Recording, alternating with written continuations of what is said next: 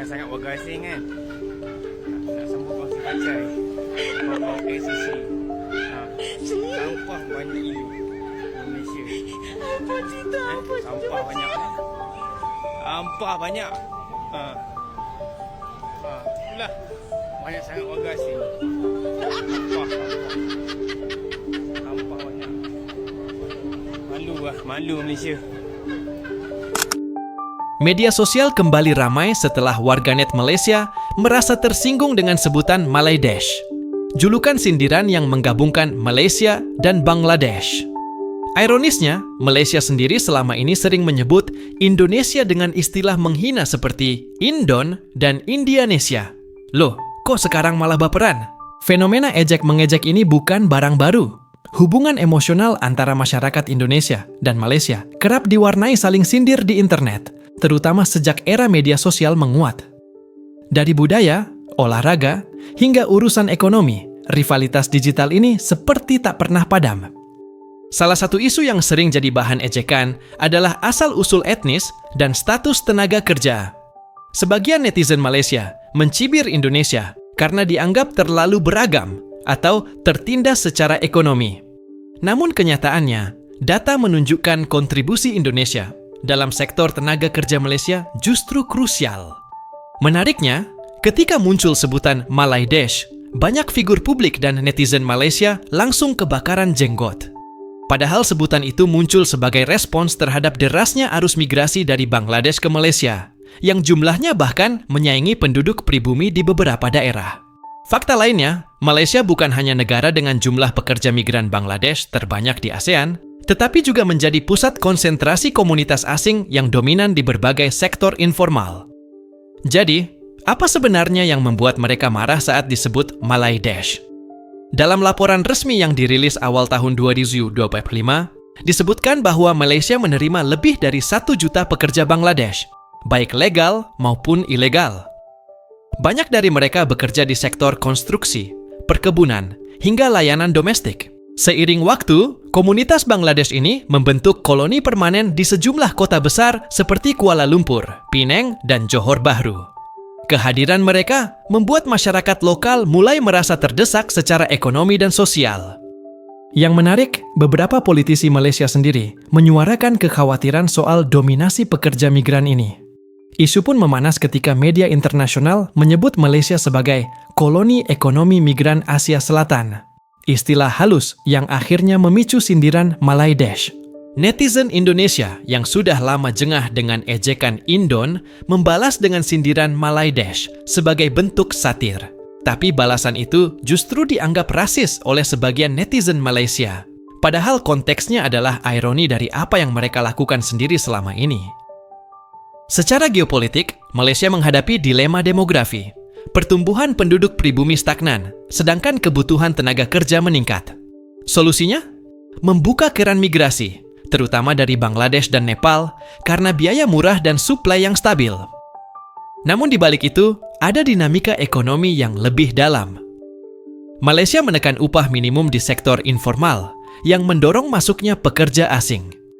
Dalam jangka pendek ini menguntungkan investor, tapi dalam jangka panjang bisa memicu ketimpangan dan keresahan sosial. Dari sisi politik, partai-partai oposisi Malaysia mulai memanfaatkan isu dominasi pekerja migran sebagai bahan kampanye.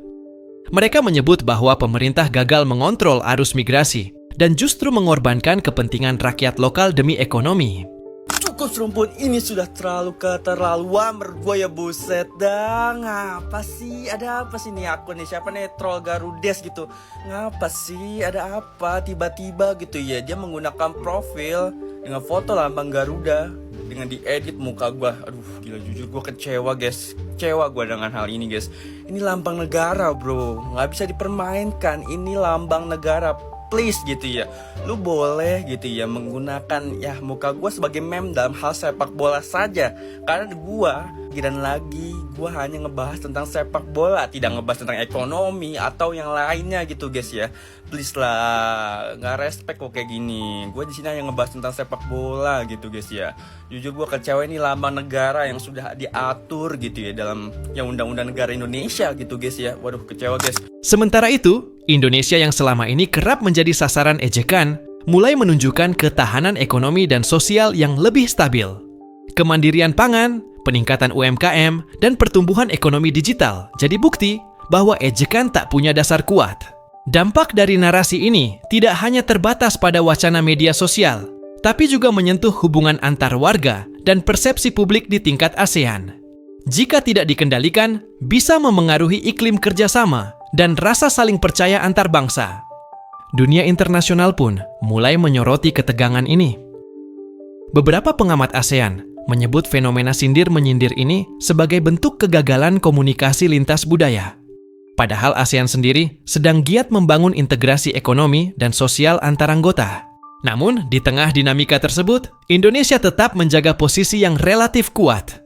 Sebagai negara dengan populasi terbesar di ASEAN dan ekonomi digital paling menjanjikan, Indonesia justru memiliki posisi tawar yang tinggi untuk menjaga martabatnya secara elegan. Jika ketegangan ini terus meningkat tanpa dikendalikan, bisa jadi masyarakat kedua negara makin terpecah secara emosional. Rasa curiga, dendam sejarah, dan stereotip etnis akan terus menumpuk, menyulitkan proses integrasi kawasan. Namun, ada peluang juga. Fenomena seperti ini bisa jadi momentum untuk memperkuat literasi digital, saling memahami budaya, dan mendorong diskusi yang lebih sehat. Apalagi generasi muda kedua negara sebenarnya memiliki potensi kolaborasi besar di bidang ekonomi kreatif dan teknologi. Untuk itu, para influencer, tokoh publik, dan pemerintah perlu mengambil peran aktif dalam meredakan tensi. Jangan sampai sindiran berubah menjadi permusuhan jangka panjang. Justru ini saatnya memperkuat kerjasama di tengah tantangan global. Bagi netizen, penting untuk menyadari bahwa balas mengejek bukanlah solusi utama. Yang dibutuhkan adalah memperkuat identitas, memperkaya literasi, dan menunjukkan bahwa Indonesia mampu menjawab hinaan dengan karya, bukan amarah. Kalau kita perhatikan, fenomena saling ejek antar netizen ini sebenarnya mencerminkan betapa pentingnya identitas dan harga diri nasional di mata publik. Netizen Indonesia mungkin dulu diam ketika disebut Indon, tapi sekarang mereka mulai paham bahwa diam bukan pilihan. Mereka memilih membalas dengan cara yang lebih elegan. Pakai sindiran, bukan caci maki. Tapi penting juga diingat, sindiran Malaydesh bukan berarti kita membenci Malaysia atau rakyatnya. Justru ini adalah cara menyuarakan keresahan bahwa selama ini Indonesia sering diremehkan, dihina, dan dikerdilkan. Maka tak heran, ketika ada fakta yang bisa jadi bahan sindiran balik, netizen kita langsung pakai kesempatan itu. Namun, kita juga harus lebih dewasa dalam menyikapi konflik di ruang digital. Jangan sampai sindiran malah membakar jembatan persaudaraan di Asia Tenggara. Kita masih punya tujuan bersama di ASEAN, di mana stabilitas dan kolaborasi jauh lebih penting daripada ego sempit antar netizen. Akhir kata, yuk sama-sama jaga nama baik bangsa. Bukan dengan menghina balik, tapi dengan menunjukkan bahwa kita bangsa besar yang tahu cara merespons dengan kepala dingin dan hati terbuka. Kalau kamu sepakat, bantu sebarkan video ini agar makin banyak yang sadar.